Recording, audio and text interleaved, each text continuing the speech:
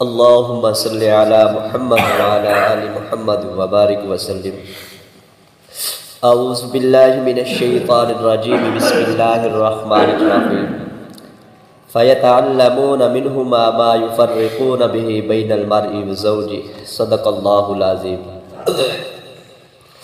فیتعلمون، پس وہ سیکھتے تھے، منہما ان دو فرشتوں سے، ما یفرقون به بین المرء وزوجہ، وہ چیز جس کے ذریعے شوہر اور بیوی کے درمیان وہ فرق پیدا کرتے تھے، جدائی پیدا کرتے تھے.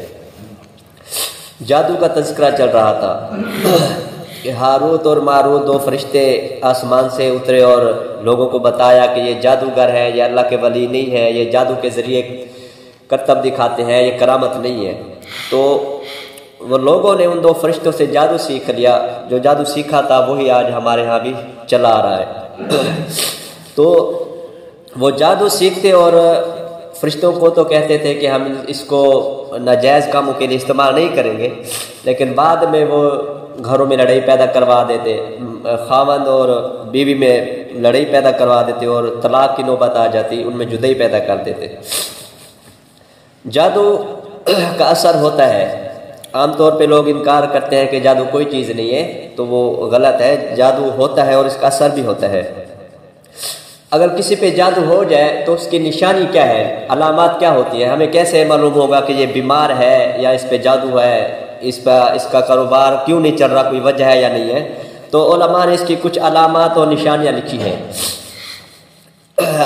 اگر جیسے قرآن بیان کر رہا ہے، پہلے شوہر اور بیوی آپس میں ان کی بہت محبت تھی، اچھی خاصی بنی ہوئی تھی اور ایک دوسرے کی تعریفیں کیا کرتے تھے اور ایک دوسرے کو پسند بھی بہت کرتے تھے. بہت محبت اور الفت تھی کہ یک ایک دوسرے کے دشمن بن گئے اور نفرت پیدا ہو گئی اور ایک دوسرے کے اب خلاف بات کرنے لگے ہیں. اب ہم دیکھیں گے کہ یہ جو ایک دوسرے کے دشمن بن گئے ہیں، نفرت پیدا ہو گئی، اس کی کوئی وجہ بھی ہے یا نہیں ہے.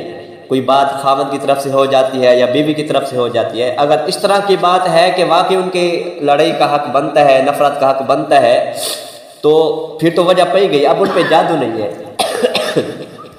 اگر وجہ نہیں پئی گئی، کوئی اگر پئی گئی ہے تو معمولی سی وجہ ہے، عام سی وجہ ہے، لیکن لڑائی اتنی پیدا ہو گئی ہے کہ طلاق تک نوبت آ گئی ہے، تو وجہ بھی نہیں پئی گئی، تو پھر ہم یہی سمجھیں گے کہ ان پہ جادو ہوا ہے، یہ جادو کا اثر ہوا ہے.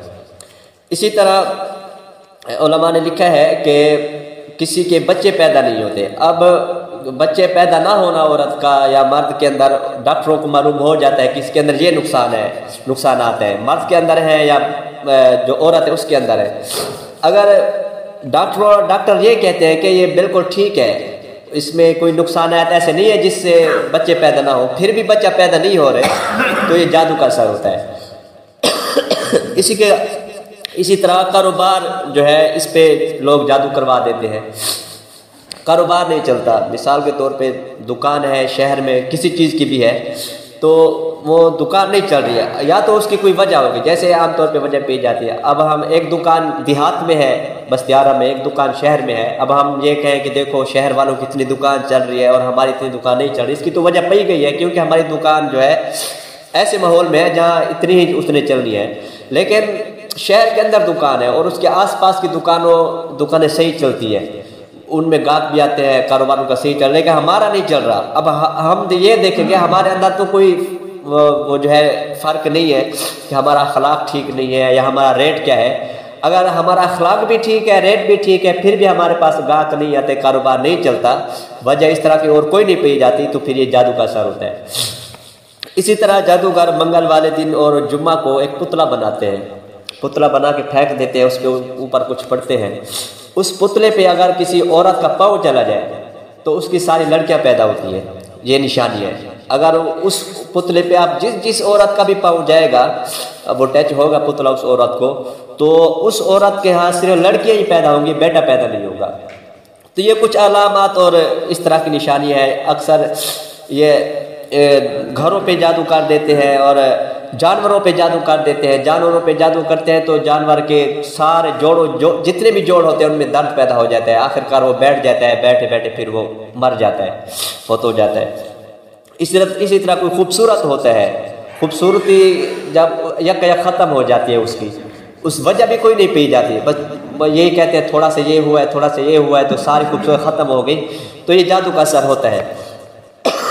لیکن ایک بات یاد رکھیں کہ جادو یہ اسباب ضعیفہ میں سے ہے، کوئی مضبوط یہ اسباب میں سے نہیں ہے، اس کا اکثر نتیجہ نہیں نکلتا۔ اگر کوئی جادو کرتا ہے اس کا اکثر رزلٹ نہیں نکلتا۔ جیسے عام طور پہ ہماری دنیا میں جتنے بھی کام ہم کرتے ہیں ان کے کوئی نہ کوئی سبب ہوتے ہیں۔ مثال کے طور پہ ہم جا رہے ہیں، اگر کنواں آ گیا ہے، اب کنویں آیا، اگر ہم سبب اختیار کریں گے، اگر راستے سے ہٹ جائیں گے تو ہم اس سے گرنے سے بچ جائیں گے، کنویں کے اندر نہیں گریں گے۔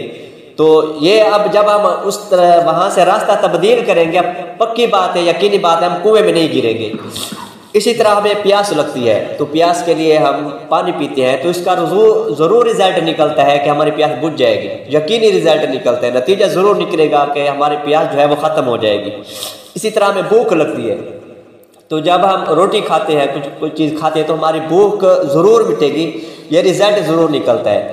تو یہ وہ اسباب ہے جن کا اختیار کرنا فرض عین ہے، اگر ہم اختیار نہیں کریں گے تو گنہگار ہوں گے۔ مثال کے طور پہ ہم جا رہے ہوتے ہیں، اگر کنواں آ جاتا ہے تو ہم کہیں اللہ پہ چھوڑ دیں، توکل کریں اللہ پہ کہ اگر ہماری نصیب اور عمر ہوگی تو ہم اس میں گریں گے اور نہیں مریں گے، اگر نہیں ہوگی تو ہم مر جائیں گے۔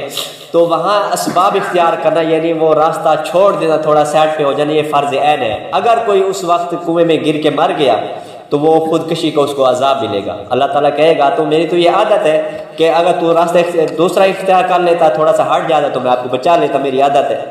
اسی طرح اگر کسی کو پیاس لگتی ہے وہ اللہ پہ چھوڑ دیتا ہے، تو اگر میری قسمت میں ہوگا تو میں اللہ مجھے پانی پلائے گا، اگر نہیں پلائے گا، اگر وہ پانی نہیں پیتا اور مر جاتا ہے تو اس کو خودکشی کا عذاب ملے گا۔